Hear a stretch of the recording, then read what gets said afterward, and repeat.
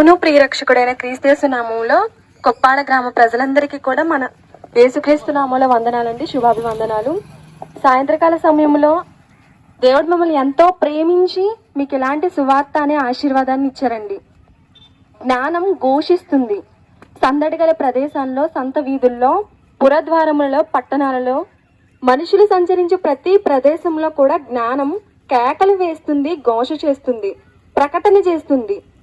అదేంటి, జ్ఞానం అభ్యసింపజేసే ఎన్నో గొప్ప గొప్ప కాలేజీలు, స్కూల్స్, యూనివర్సిటీల్లో మా పిల్లలు చదువుకుంటున్నారు కదా, మేము కూడా గొప్ప గొప్ప ఉద్యోగాలు చేస్తూ సెటిల్ అయ్యాం కదా అని భావించవచ్చండి. కానీ ఈ లోక సంబంధమైన జ్ఞానం అయితే ఇది కాదు.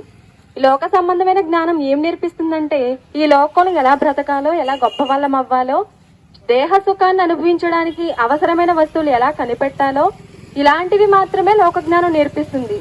కానీ ఇప్పుడు ప్రకటింపజేస్తున్న ఈ జ్ఞానం అనేది ఏ గొప్ప యూనివర్సిటీలోనూ, కాలేజీలలో, స్కూళ్లలో చెప్పలేనిదండి.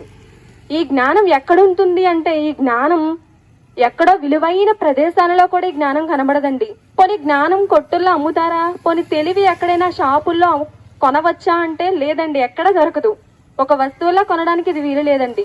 ఇలాంటి గొప్ప జ్ఞానం ఎందుకు అంటే, ఈ కేవలం ఈ లోక జ్ఞానం అనేది శరీరాన్ని ఎలా బ్రతికించుకోవాలో నేర్పిస్తుంది.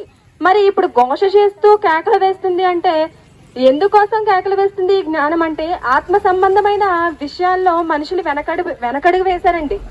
ఉదాహరణకు మనం చూసినట్లయితే, ఇప్పుడు ఫ్యాన్ తిరగాలన్నా, టీవీ పని చేయాలన్నా, లేకపోతే మన దైనందిన జీవితంలో మనం ఉపయోగించుకునే వస్తువులు కొన్ని కరెంటు మీద మాత్రమే ఆధారపడ్డాయండి. అది లేకపోతే ఆ వస్తువులు అవి పని చేయవు. అలానే మనం జీవిస్తున్నప్పుడు మనలో ఉండి పనిచేసేది, మనల్ని చలింపజేసేది ఒకటి ఉంది, అదే ఆత్మ.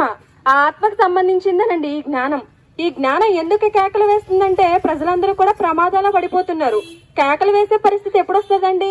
నిమ్మలంగా మాట్లాడేట్ల జ్ఞానం కేకలే వేస్తుంది అంటే, ప్రజలందరూ కూడా ప్రమాదాలకు వెళ్ళిపోతున్నారు, వద్దన్న ప్రదేశాలకు చేరిపోతున్నారు, పాతాళంలో జోగుతున్నట్టుగా పరిస్థితి మారిపోయింది. కాబట్టి జ్ఞానం కేకలు వేయాల్సిన పరిస్థితి వచ్చిందండి.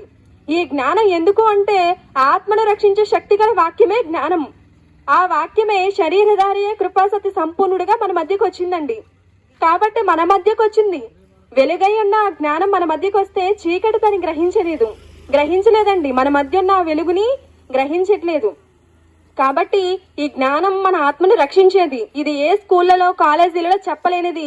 కేవలం ఒక సాదా సీదాగా మన మధ్యనే ఒక సభలా పెడతాం, కానీ ఎన్నో జ్ఞాన సంగతులండి. మన ఆత్మను రక్షించే శక్తి గల వాక్యం, మనకు మోక్ష మార్గాన్ని చూపే ఒక గొప్ప విలువైన సంగతులు మనకు చెప్పబడతాయండి. కాబట్టి ప్రతి ఒక్కరు కూడా సాయంత్రకాల సమయంలో సిఎస్ఐ చర్చ్ దగ్గర ఉన్న గ్రౌండ్లకి ప్రార్థనకు రావాల్సిందిగా 7:30 గంటలకు రావాల్సిందిగా ప్రేమపూర్వకంగా ఆహ్వానిస్తున్నామండి.